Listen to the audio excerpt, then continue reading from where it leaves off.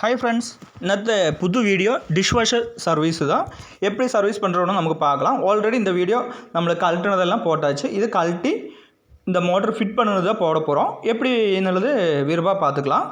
அதுக்கு நீங்கள் இவ்வளோ தான் பண்ணணும். இது ஆல்ரெடி ஸ்கிப் ஆன ஸ்டெக்கான மோட்ரு தான். ஓகே, அந்த மோட்டர் நம்ம இப்போ புதுசு சர்வீஸ் சென்டர்லேருந்து புதுசு கொண்டு வந்து மாட்டுறோம். இந்த மாதிரி உங்களுக்கு dishwasher, washing machine, fridge, microwave, LED, LCD ஏதாவது கம்ப்ளைண்ட் இருந்தாலும் எங்கள் நம்பரு தாழെ கொடுத்துருக்கு, நீங்கள் கால் பண்ணிக்கலாம். நம்மளை எல்லாமே TV, fridge, washing machine, micro எல்லாமே கஸ்டமர் சைட்டில் வந்துட்டு ரெடி பண்ணி தரோம். அப்படி ரெடி பண்ண தரலைனாலும் எங்ககிட்ட வெஹிக்கிள் இருக்குது. அந்த வெஹிக்கிளில் ரெடி பண்ண முடியலன்னா அந்த வெஹிக்கிள் எடுத்து கொண்டு வந்து நாங்களே ரெடி பண்ணி உங்கள் வீட்டில் கொண்டு வந்து ஃபிட் பண்ணி தருவோம். ஓகே, இது பாத்திரம் கழுகுன மிஷினோட இதுதான் டிஷ்வாஷர்னு சொல்லுவோம். அதுதான். ஏன்னா நிறைய கஸ்டமர் நம்மக்கிட்ட கேட்டிருக்கு, நீங்கள் வாஷிங் மிஷின் மட்டும்தான் பண்ணுமா, டிஷ்வாஷர் பண்ண மாட்டேன்னு கேட்டேன். அவருக்கு கூட இந்த வீடியோ நான் டெடிகேட் பண்ணுறோம். அதே மாதிரி என்னோடய சேனலில் ஃபஸ்ட் டைம் பார்க்குறோம் அப்படின்னா நீங்கள் கண்டிப்பாக லைக் பண்ணுங்கள், ஷேர் பண்ணுங்கள், சப்ஸ்கிரைப் பண்ணுங்கள். ஓகே, இப்போ நம்ம மோட்ரு தான் ஃபிட் பண்ணிகிட்ருக்கோம். மோட்ரு ஃபிட் பண்ணியாச்சு. மோட்ரு ஃபிட் பண்ணி நம்மளை ஃபுல்லாக செக் பண்ணது எல்லாமே இன்னத்த வீடியோவில் காட்டும். இதில் என்னென்னா மோட்ரு வந்துட்டு நம்மளுக்கு கவனமாக ஃபிட் பண்ணணும். ஏன்னா கொஞ்சம் அங்கிட்டும் இங்கிட்டும் நவுந்துடுச்சுன்னா மோட்ரு வந்துட்டு தண்ணி லீக் ஆக ஆரம்பிக்கும். டிஷ்வாஷரை பொறுத்து மோட்ருன்னு வரைந்து மெயினான ஒரு விஷயந்தான்.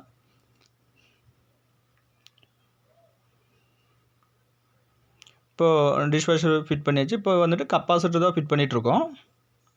ஓகே, கப்பாசிட்டர் அங்கே சின்னதாக ஒரு டாக் ஏதாவது வச்சு கட்டின மாதிரி கட்டி வைக்கணும்.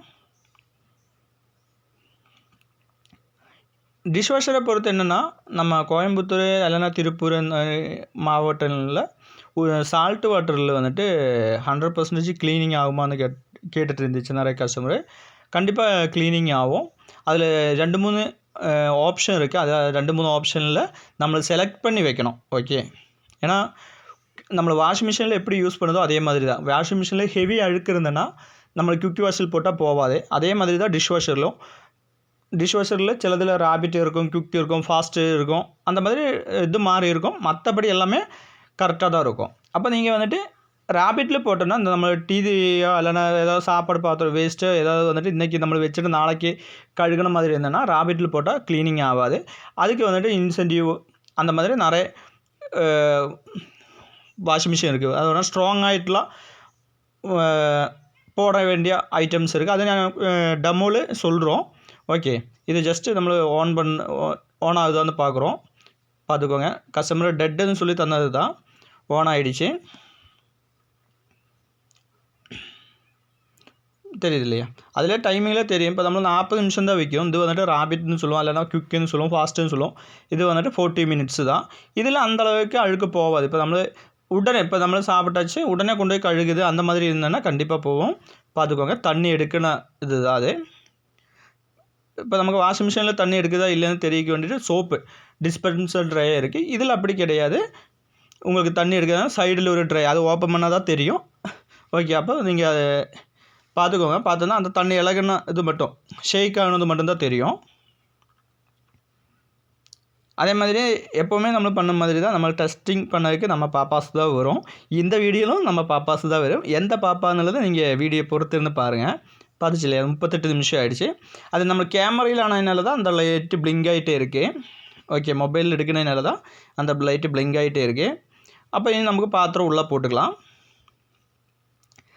ரொம்ப ஆர்வத்தோடு ஸ்கூல் விட்டு வந்தோடனே பாப்பா பாத்திரம் எல்லாம் அடுக்கி வைக்கலாம் அப்படின்னு சொல்லிட்டு சொன்னோன்னே நான் தான் அடுக்கி வைக்கணும்னு சொல்லிவிட்டு அடுக்கி வச்சிட்ருக்கோம். பாருங்கள், நீட்டாக இருக்கும். ஃபுல்லாக இந்த மாதிரி பாத்திரம் எல்லாம் வந்துட்டு கமுத்தி தான் வைக்கணும். ஏன்னா நம்ம மலர்த்தி வச்சோன்னா நம்ம அதில் தண்ணி எல்லாம் வந்துட்டு அதிலே விழும். க்ளீனிங் வந்துட்டு ஒரு 60% தான் நடக்கும். அதே இது வந்துட்டு கமுத்தி வச்சோன்னா க்ளீனிங் வந்துட்டு ஒரு 90%, 95, 99% வரும். அதே மாதிரி இந்த ட்ரையில் வந்துட்டு இதை பார்த்துக்கோங்க. ஸ்பூன் எல்லாம் வைக்கணும். பார்த்துச்சு பாப்பா வைக்கிது. பாப்பா நீட்டாக வைப்பேன். அதனால் நீங்கள் பார்த்துக்கோங்க. பார்த்துச்சு இல்லையா? எல்லா இடத்துலையும் இந்த மாதிரி வைக்கணும். பாத்திரங்கள்லாம் நீட்டாக அடுக்கி வைக்கணும். அடுக்கி வைக்க மீன்ஸ் நம்மளே ஒரு ட்ரையில் எப்படி வைக்குமோ அந்த மாதிரி இந்த மாதிரி கமுத்தி வைக்கணும். ஓகே, இந்த மாதிரி எல்லாமே ஃபுல்லாக கமுத்தி வைக்கணும். பாருங்கள், ஃபுல்லாகவே கமுத்தி வச்சாச்சு. கமுத்தி வைக்க இப்போ ப்ளைட்டுன்னா அதில் வைக்கிற ஸ்லைடில் எல்லாம் இருக்குது. வைக்கின்றது எல்லாமே ஸ்லைடில் இருக்கும். ஸ்பூன்ஸ் ஐட்டம்ஸ் எல்லாமே வந்துட்டு மேலே அந்த ப்ளூ கலர் ராக்கில் தான் வைக்கணும். வச்சதுக்கப்புறம் நம்ம நீட்டாக அடைச்சி வைக்கணும். ஓகே, அடைச்சி வச்சதுக்கப்புறம் ஆல்ரெடி நம்ம இதில் எப்படி சோப் பவுட்ரு போடணும், இல்லைனா எப்படி லிக்விடு போடணும், எப்படி சால்ட்டு போடணும்னுள்ள வீடியோ எல்லாம் நம்மளும் ஆல்ரெடி போட்டிருக்கு. 2 பேரும் ஜாயிண்ட் ஆகிடுச்சு, பெரிய பாப்பாவும் ஜாயிண்ட் ஆகிடுச்சு. 2 ஸ்கூல் விட்டு வந்த உடனே பண்ணிகிட்ருக்கோம். பார்த்துச்சு இல்லையா? ஃபுல்லாக அடுக்கி வச்சாச்சு. அடுக்கி வச்சுட்டு நம்மளும் க்ளோஸ் பண்ணுறோம். க்ளோஸ் பண்ணிவிட்டு பாப்பாவை எல்லாமே பண்ணும். சின்ன பாப்பானாலும் சரி, பெரிய பாப்பானாலும் சரி, எல்லா வாஷிங் மிஷினும் இல்லைனா டிஷ் வாஷரும் அவர் நீட்டாக ஹேண்டில் பண்ணும். இது இப்போ சின்ன பாப்பா தான் யூஸ் பண்ணிகிட்ருக்கோம். ஏன்னா சின்ன பாப்பா ரொம்ப நாளாக நான் தான் பண்ணணுன்னு சொல்லிகிட்ருக்கு. அதுக்கப்புறம் இப்போ தான் டிஷ் வாஷர் நம்ம சர்வீஸ்க்கு எடுத்துகிட்டு வந்திருக்கோம். ஸ்டார்ட்டு கொடுத்தாச்சு. ஸ்டார்ட்டு கொடுத்துட்டு தண்ணி எடுக்க ஆரம்பிச்சிச்சு. பார்த்துக்கோங்க. ஸ்டார்ட்டு கொடுத்தோன்னா ராபிட்டில் தான் போட்டிருக்கு. அதையும் ஆட்டோமேட்டிக்காக தண்ணி எடுக்கும். தண்ணி எடுத்து 1 நிமிஷம் ஆகிடுச்சு, கட் ஆகிடுச்சு. இனி நம்ம பாத்திரம் எல்லாம் பார்க்கணும். ஃபுல்லு கட் ஆகிடுச்சு. தண்ணி எடுத்து எல்லாமே முடிச்சாச்சு.